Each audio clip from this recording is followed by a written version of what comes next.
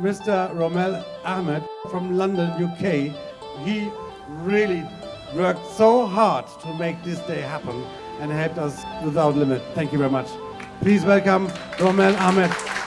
The role literally propelled me across the world, all of the top cities in the world, dealing with some of the largest events in the world. So I was 1 minute in the World Cup soccer, next minute I'm at the Cannes Film Festival, and very quickly having to make contacts and operate within that environment.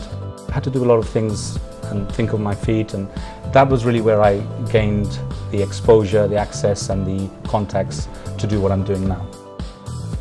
Uncharted territory. Exactly. It's kind of, there is no, you can't study this, you can't, there's no textbook, there's no blueprint, there's no, so you have to find your way, you have to survive within certain environments and sometimes make it up as you go along. We would learn about the aerospace industry, the film industry, the sports industry, the political celebration world as well, because we also do political celebration events.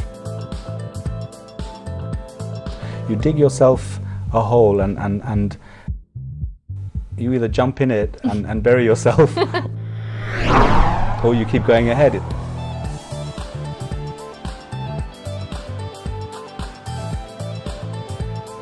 So if there's 3 million tickets available and 18 million people are going in, that leaves 15 million people with not much to do because they just go there and they try and get involved. Some people try and buy tickets illegally or through various other means, but ultimately you want to be involved. You spend the money, you're there with your friends, with your family, whatever, but you want to be involved. So FIFA, together with the host cities and in conjunction with ourselves, developed fan zones, football fan zones, so where you can go and almost feel like you're actually in the stadium.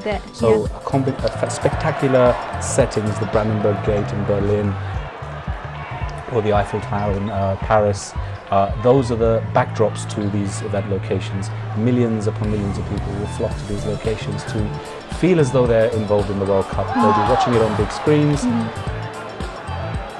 The 20th anniversary of the fall of the Berlin Wall, which is a political celebration of the success of, or the fall of communism, the rise of capitalism, the fall of the wall, the reunification of Germany, the reunification of Europe, which happened in 1989.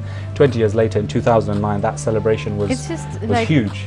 Everything from all of the presidents and prime ministers who were involved in the wall coming down. So Ronald Reagan was involved back then, but Barack Obama, representing America, gave a live telecast.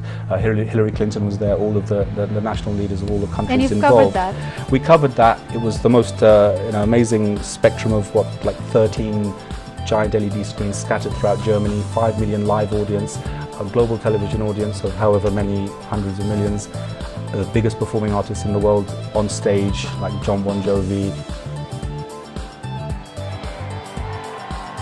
The demographic that we reach is a very sought after demographic. Essentially the audience of the film festival is generally considered to be educated, socially aware and active. So these types of campaigns by Amnesty International, Greenpeace, Save the Children, ActionAid, UNICEF, they want to reach people who are active, or the types of people who are either going to put their hand in their pocket and donate, or they're going to go up and get up and do something about the cause that they're promoting.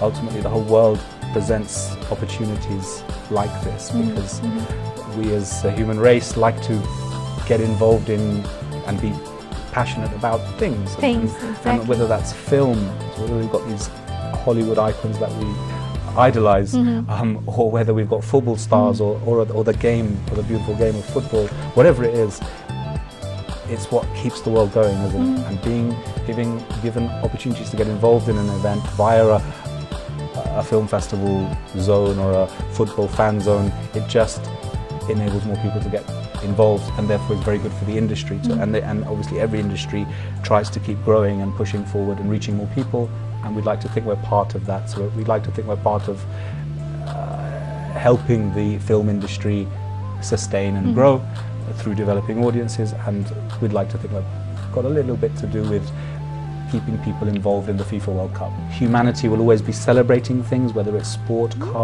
culture, literature, whatever it is, and that will always give us the context in which to develop new concepts. Yeah, just to create a fun atmosphere, because it's You such have to. to engage with hundreds and hundreds of companies and organizations across the world. It's very stressful and tense. Stressful and daunting, I'm so sure. yeah, we just have to create an outlet, a release, and also some humor on the whole thing. Fortunate enough to have been to the Lifetime Achievement Award ceremony for David Cronenberg, Oliver Stone, Roman Polanski, Sean Penn. Welcome, Mr. Roman Polanski. By no means all tinsel and sparkle. There's some moments where it can get very stressful indeed. Romel, was wären wir ohne dich? Du hast diesen Abend gerockt, du hast einfach alles gegeben. You did everything you could. You had so much talent and you give it all. Really, thank you so much from my bottom of my heart. We rock it together.